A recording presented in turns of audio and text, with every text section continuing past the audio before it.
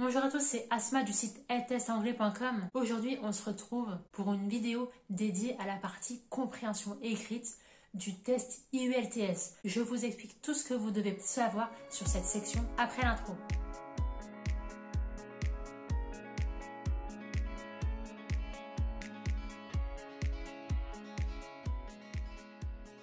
Alors si vous me découvrez dans cette vidéo, je suis en plein défi 30 jours pour vous aider à réussir votre examen IULTS.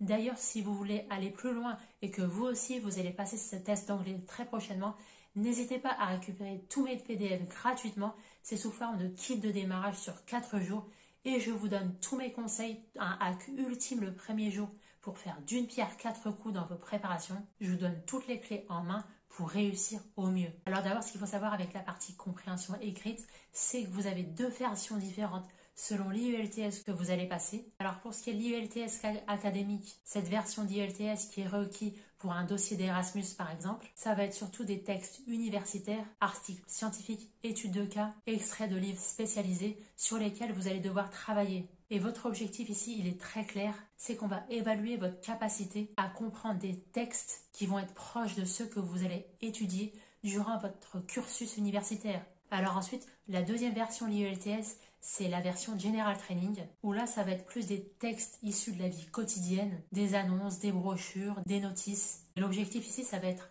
plus de tester votre anglais pratique, pas forcément académique, parce que ça va correspondre le mieux à la réalité du terrain, notamment dans le cas d'une recherche d'emploi internationale. Donc là, je voulais revenir vraiment sur cette spécificité avant de démarrer. On va maintenant rentrer dans le vif du sujet.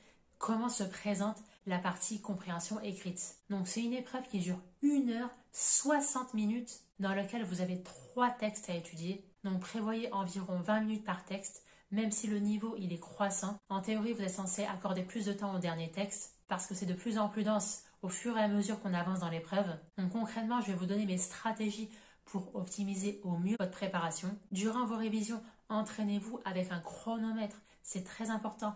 Ne passez pas 3 heures à faire une partie compréhension écrite. Ce serait totalement contre-productif. Si vous bloquez sur une question, n'hésitez pas à passer à la suivante et gardez-vous bien sûr 2 petites minutes à la fin pour une relecture éventuelle. Comme au TOEIC, la gestion du temps est vraiment primordiale dans un examen d'anglais. Utilisez aussi des stratégies de lecture pour pouvoir répondre au mieux aux questions. Donc ça va être 2 techniques de lecture complémentaires. Le scanning, vous allez devoir chercher une information précise dans le texte. Donc par exemple, quand on vous demande de repérer une date précise, ne lisez pas forcément tout le texte et cherchez éventuellement à repérer une année ou une date précise. Et ensuite, la deuxième technique de lecture complémentaire, c'est le skimming. Ça va être là dans le sens où ça va vous permettre de saisir l'idée générale d'un texte. Donc le skimming, c'est le fait de lire en diagonale un texte pour en faire ressortir et comprendre le thème général, pour vous aider à repérer le sujet principal, l'idée globale et le ton de l'auteur en fait. Aussi, une petite astuce ici, quand un mot vous bloquez sur un mot, essayez de vous concentrer sur le contexte. C'est ce que je recommande aussi au TOEIC, de saisir l'idée générale. Ainsi,